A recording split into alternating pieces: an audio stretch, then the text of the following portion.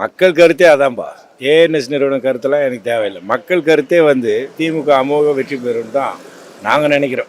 மக்கள் நல பணிகள் நிறைய செஞ்சுருக்காங்கல்ல, அதனால் வெற்றி பெறும்னு ஒரு நம்பிக்கை தான். வேற என்ன, நிறைய திட்டங்கள் செஞ்சுருக்காங்க. 540 வாக்குறுதியில் 400 வாக்குறுதி நிறைவேற்றியிருக்காங்க. அதனால் வருவாங்கன்ற ஒரு நம்பிக்கை தான். இப்போ கூட நான் பஸ்ஸில் தான் வந்தேன். என்ன அழகாக வெள்ளைக்காரன் வண்டியில் வர்ற மாதிரி இருக்குது பஸ்ஸு. இதை விட என்ன வேணும்? நல்லா தான் இருக்குது.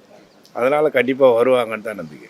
ஆக்சுவலாக 2024 நாடாளுமன்ற தேர்தலிலும் 2021 சட்டமன்ற தேர்தலிலும் மதச்சார்பற்ற முற்போக்கு கூட்டணியான இந்தியா பிளாக் கூட்டணி தன்னுடைய ஓட் பேங்க் எந்த அளவுக்கு இருக்குது என்பதை ஏற்கனவே நிரூபிக்கப்பட்டிருக்கிறது.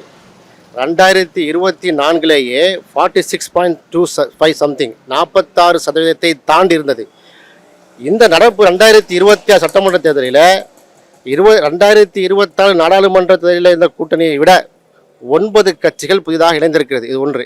இரண்டாவது, எதிர்க்கட்சியாக இருக்கக்கூடிய அனைத்து இந்திய அதிமுக அது கூட்டணின்னு ஜெல்ல ஆகலை.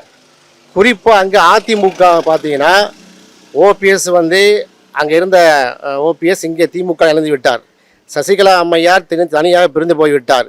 டிடிவி தினகரன் அவர் இன்றைக்கு அந்த என்டிஏ கூட்டணியில் அங்கே விட்டாலும் என்டியில் தான் இருக்கிறேன், அதிமுக இல்லை என்று சொல்கிறார்.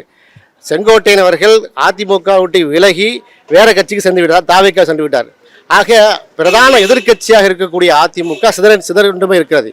ஆக 50% மேல் திமுக கூட்டணி மிக பெரும்பான்மை இடங்களில் 200க்கு மேற்பட்ட இடங்களிலே வெற்றி பெறும் என்பதுதான் கள நிலவரம். எனவே நான் அதை ஆமோதிக்கிறேன், அதை நான் ஏற்றுக்கொள்கிறேன்.